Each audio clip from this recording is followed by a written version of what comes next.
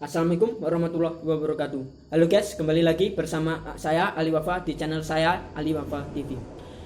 Untuk kali ini saya akan membagikan pengalaman usaha kecil-kecilan saya yang telah saya lakukan dari SD sampai kuliah ini. Tujuan saya membagikan pengalaman saya ini adalah agar kalian menjadi termotivasi dan membuat kalian menjadi lebih semangat untuk membuka usaha kecil-kecilan untuk membantu keluarga. Jangan berlama-lama, mari simak penjelasan saya di video berikut ini. Oke teman-teman, saya akan membahas pengalaman saya tadi bisnis. Pertama, bisnis saya itu adalah pernah saya lakukan itu pulsa, jualan pulsa, bakso bakar, kurma, multivana, dan tohati.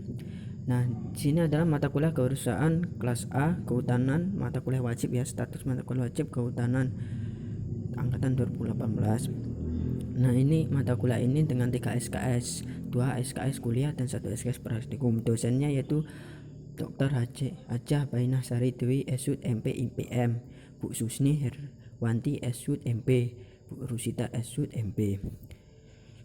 Kita selanjut ke slide berikutnya. Nah, sebenarnya yang berikutnya adalah jualan pulsa. Nah, jualan pulsa yang saya lakukan di sekitar kampus dengan sistem online. Nah, kendalanya itu jumlah saldo namun terbatas. Jadi saya lakukan ini usaha ini hanya sebagai iseng aja, membantu teman-teman yang lain yang butuh pulsa gitu, yang belum pulsa saya beli pulsa gitu. Tapi dengan kekurangannya itu kendalanya jumlah saldo yang kurang, banyak yang mau pesan pulsa tapi saldonya udah habis. Lalu kekuatan itu sangat dibutuhkan oleh masyarakat milenial, karena zaman sekarang itu masyarakat membutuhkan namanya pulsa. HP tidak ada pulsa ya tidak berguna. Nah, makanya itu jika kita jual pulsa itu pasti sangat ada aja yang mau beli itu. Kelemahannya itu harus ada HP atau saldo pulsa. Jadi kalau kita mau jual pulsa harus ada HP, kalau nggak ada HP ya susah, dan kita harus ada saldo pulsa. Kalau nggak ada saldo pulsa ya nggak akan bisa. Lalu peluangnya, kebutuhan primer dan pasar besar. Jadi pulsa ini bisa sekarang ini zaman sekarang sudah menjadi kebutuhan primer karena sangat dibutuhkan, sehingga ibaratnya seperti kayak makan. Kalau kita sehari nggak ada pulsa aja akan sulit gitu. Lalu saldo pulsa, kita juga harus ada saldo pulsanya, pasar yang besar, karena ujung ini pasar besar karena banyak, semua orang rata-rata mempunyai HP, sehingga kalau punya HP dia harus butuh pulsa. Nah, itu menjadi pasar yang besar. Ancamannya itu sudah banyak yang jual pulsa, jadi jual pulsa itu banyak, jadi banyak sekali pesaing kita gitu. Selanjutnya yaitu bakso bakar. Saya jualan bakso bakar ini saya dilakukan di sekitar kampus dengan sistem offline, kampus atau masyarakat sekitar gitu. Sistem online kendalanya harus pesan terlebih dulu. Jadi saya pesan bakso bagian ini harus pesan. Kalau nggak pesan kita nggak bisa. Kalau nggak bisa nggak bisa. Kita pesannya itu sebelum maghrib. Kalau sebelum maghrib itu belum kita nggak pesan nggak akan dapat kita. Jadi sebelum maghrib udah ada memastikan bahwa kita pesan. Lalu kekuatannya makanan pengajar untuk mahasiswa. Jadi makanan ini bisa menjadi pengajaran kelompok mahasiswa, karena mahasiswa kan kuliah itu pagi. Sekarang tuh jam 7 pagi.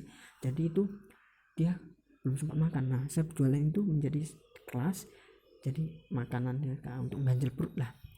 Lalu kelemahannya harus menyesuaikan kuliah, maksudnya menyesuaikan jadwal kuliah.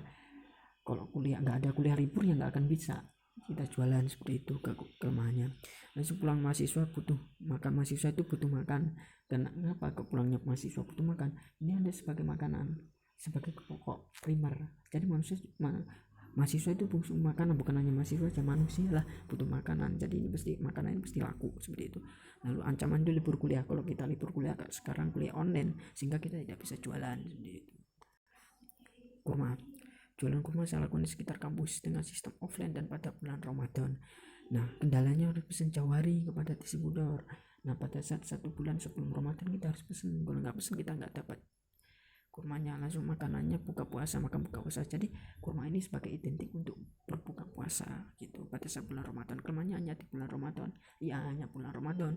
Kalau di bulan Ramadan nggak laku sih laku, tapi nggak tahu laku. Lalu makanan peluangnya makanan ini sunnah Rasulullah. Jadi ini makanan kurma ini sunnah Rasulullah untuk berbuka. Jadi sangat besar peluangnya. Jual orang, oh ini kurma, pasti butuh kurma karena ingin makan untuk mengikuti sunnah Rasulullah itu. Lalu ancaman stok yang terbatas, jadi ancamannya stok terbatas ya. Kalau stoknya habis kita nggak bisa jualan, karena banyak juga permintaan semakin tinggi pernikahannya seperti itu, tapi produksinya semakin sedikit. Multivana, saya jual multivana, saya lakukan di sekitar kampus dengan sistem offline. Nah, kendalanya harus pesan di distributor jauh hari. Kita harus pesan jauh hari. Jika kita tidak pesan jauh hari, kita tidak dapat stoknya. Lalu kekuatannya makanan oleh-oleh khas Lampung. Jadi ini makanan khas oleh-oleh Lampung. Jadi ini makanan khas oleh-oleh Lampung gitu. Udah dikenal oleh masyarakat Lampung gitu. Jadi orang udah datang ke Lampung, berburu ke Lampung, dia harus datang beli oleh-oleh ini seperti itu. Lalu kelemahannya konsumen kurang meminati karena kurangnya promosi. Jadi menurut saya, dah jualan sepengalaman saya jualan ini kurangnya minat masyarakat untuk beli. Mahasiswa saya jualan di kelas itu tidak jarang ada yang beli karena pertama kurang promosi seperti itu.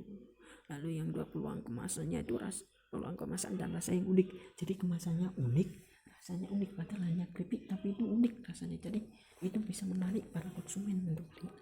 Lalu ancaman banyaknya pesaing. Jadi yang beli ini juga banyak pesaing, bukan hanya pesaing ini kan keripik. Sedangkan orang banyak yang jenis keripik, sedangkan harganya ini Rp15.000, bisa dikatakan tidak ada jangkau untuk mahasiswa atau masyarakat sekitar. Sedangkan ada makanan yang lain, cemilan yang lain lebih enak gitu loh. Bukan lebih enak sih, rasanya nggak sama, rasanya sama, nggak terlalu jauh enaknya, tapi harganya lebih terjangkau gitu. Selanjutnya yaitu tahu hati. Saya pernah jualan tahu hati. Jualan tahu hati saya lakukan di sekitar kampus. Jadi saya jualan ini semuanya di sekitar kampus. Kendalanya harus pesan jauh hari kepada distributor. Jadi saya pesan jauh hari. Ya tadi sampai sore, sampai maghrib. Kalau sebelum itu nggak pesan saya nggak bisa dapat.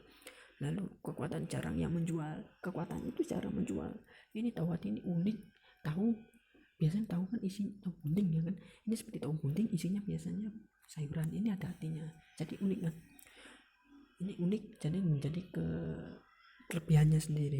Lalu kelemahan kurang dikenal. Jadi maka walaupun ini jarang menjual tapi kurang dikenal. Karena jarang dijual itulah kurang dikenal gitu. Kurang dikenal oleh masyarakat. Oh apa ini? Gorengannya banyak peluang, gorengannya banyak peminatnya. Nah ini gorengan sejenis gorengan tapi banyak peminatnya. Cuman masalahnya tadi kurang peminatnya, sehingga juga kurang sekali promosi, sehingga jarang sekali yang menjual itu. Lalu ancaman harga yang kurang terjangkau. Jadi harganya satu itu Rp2.000, padahal harganya cuma tahu goreng gitu.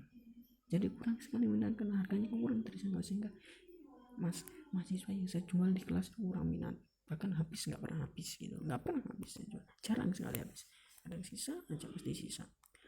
Nah itu 5 usaha bisnis yang saya lakoni. Jadi dari kesimpulan usaha ini pertama adalah kita harus mencari peluang. Jadi kalau kita mau usaha biar kita berkembang itu kita harus cari peluang. Kita harus bisa menganalisis SWOT-nya. Strong, weakness, opportunity, dan true. Karena itu adalah 4 itu adalah hal pokok.